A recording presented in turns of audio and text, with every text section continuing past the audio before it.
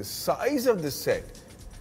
I don't know if people will believe us, but we made 2 proper platforms. Railway tracks have stones, right? Yeah. But if you lay stones down, how are you going to move them? Because these are trucks, they can't run on stones. Do you know the locomotive engines? They run for hours together with the drivers and the pilots. They don't have bathrooms. Yeah, so even that seat is not a very comfortable seat to sit on. Oh yeah.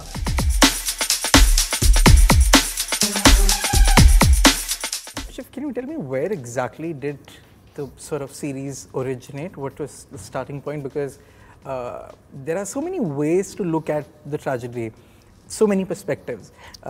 Why through a bunch of railwaymen trying to save?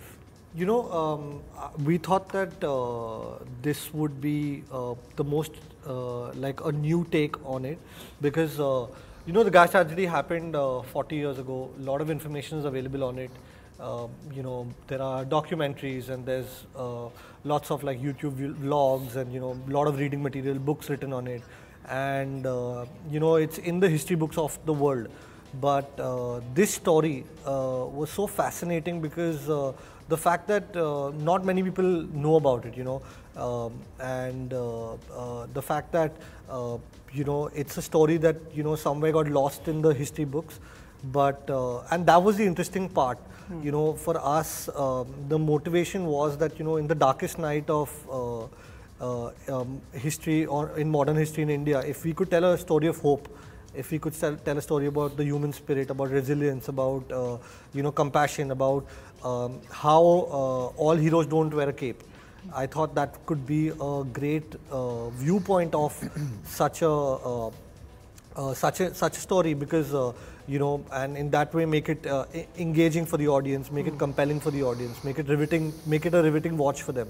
I thought that could be the best way to tell this, and you know, that's what excited us, that's what excited me, that's what excited YRF, and you know, Aditya Chopra and Netflix, and you know, everyone to come together to tell this amazing story. Shiv, you know, just out of curiosity, how much of this is dramatized? And I want to know, because did like a station master like KK's exist? Was there an incident? Just sort of, if you can give me a lowdown, because I was so fascinated while watching it that how much of this truly happened. So, you know, all the characters are fictional, okay, but they all are based on multiple stories and accounts of, like, you know, talking to people, research, things we heard on the ground, anecdotes we, you know, people told us, and you know, from various places we've kind of taken them and given them, like, you know, taken them together and put them into like character graphs to kind of you know, give them the individual kind of journeys.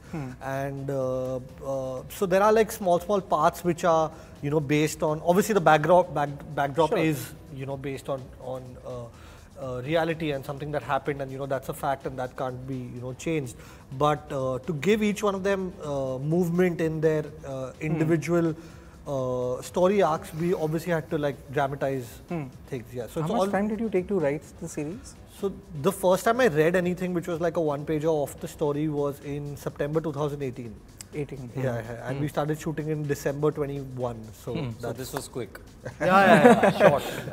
Yeah. And how many sets were there? Because it does seem like a massive.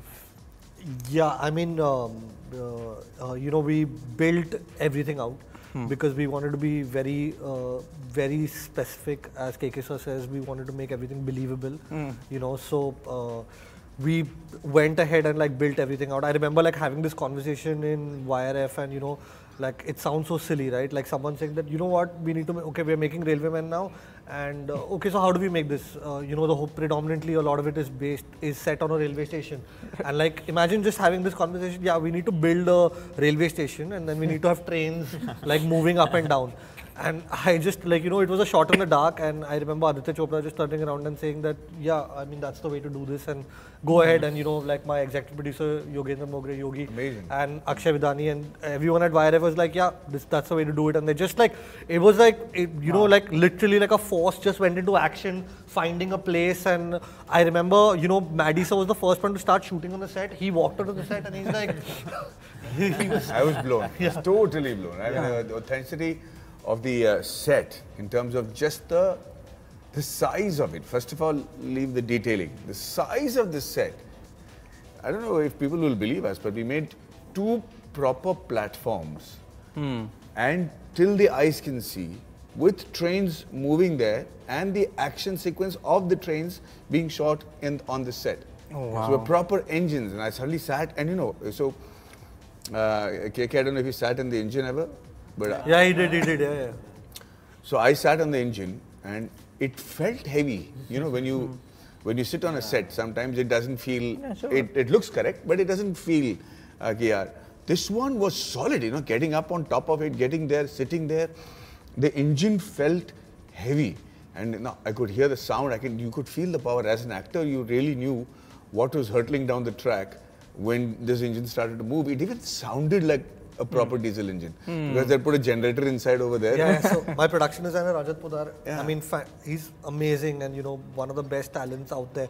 He basically took trucks, like stripped them down, they took the chassis and built engines on top of them. So you had like action drivers from my stunt team like sitting behind them with like a small window open, which we cleaned up in VFX to drive those trucks and take them onto the platform. So it was a crazy production. And but everybody talks about the railway set, but there was a basti. The slum. I was about to come. It felt like expansive. How was that like? No, but see, a basti and all we have seen. We've seen before. कि बनता है, but the sheer fact to see a train coming towards you, where you don't have to really imagine too much because there is a train moving like a towards you. Train, It's Yeah, what I realized, I'm sorry, I just realized that when a set is fully, when it's crowded, right, it's easy to make it more authentic. It becomes difficult when the set has empty spaces. This one, the railway station, has empty spaces, which has to look real. Even when there is nothing between this platform and that platform, and you're looking at it from an angle or the train is coming, every empty space also has to look real. Right. That was beautiful, One is like putting up setup and then I think like, lighting it up, making it look realistic. Rubais just did a phenomenal... RDOP, Rubais. RDOP, he just did a phenomenal job because... What an amazingly non-intrusive guy, huh? Yeah. I mean, you never felt his presence. It's amazing. Wow. Where was the set built though? We built it in Mumbai University. And there was we should do a making of that set. We should really do it. There should be. It should be out. It's really good. Rubais had some gestural qualities. Yeah. So after the shot, I just say, That needs to go. That's it. No, but like that attention to detail. Like I remember like chatting with Rajata, who's the production designer in Rubais, and we are coming up with this visual for the show. And obviously when we're doing this, like we wanted to take something and truly like make it up to that standard that someone sitting far away, thousands of miles away, looks at it and feels like someone did something right, and like true representation of that, and not in a cliche way, like keep it cinematic but keep it this. I remember having the discussions with him, and Rubais went down to like that finer detail where he was like, oh, the actors, they're going to be wearing masks and sweaters, we're shooting at night, so all his lights were like non-heating lights, like each one adds into like that small thing, and the production designer going and putting each small thing, like each prop, like which should be from the 80s and things that didn't exist, stuff like that doesn't exist anymore, so building each thing out. Dude, the posters. Yeah. Which Kapil Paji and all that time.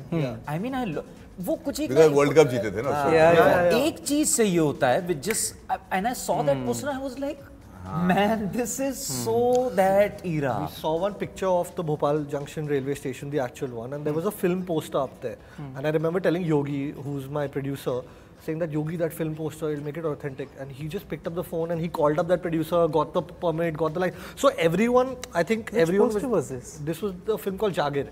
And he called up the guy and he called up the producer, said, okay, can you please help us, we're making the series. And so the intention was so correct of everyone to kind of put this together. One of the things that I remember very distinctly right now is that one of the last scenes or shots in the film is where I'm standing over an overbridge between the two stations, okay? And it is day, it is not even night. In night, it's easy to cover up, okay?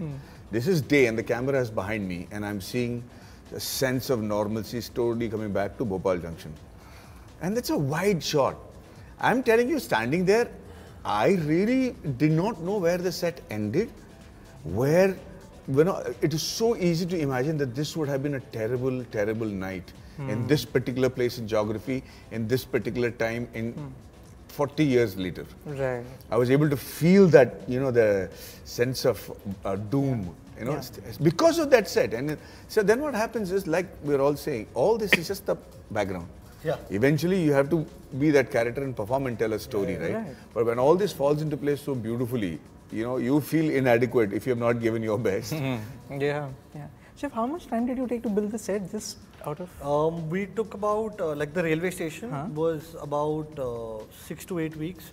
And before that, getting the ground ready, because we had to build a runway on the ground because it had to be flat ground for the trains to move and, small things like people don't realize that railway tracks have stones, right? Yeah. But if you lay stones down, how are you going to move them? Because these are trucks, they can't run on stones.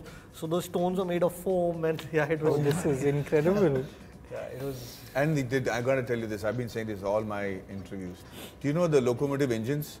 They run for hours together with the drivers and the pilots. They don't have bathrooms. Yeah, they don't. Yeah. No, they don't. Yeah. Can you imagine? Oh my God. Wow. Huh?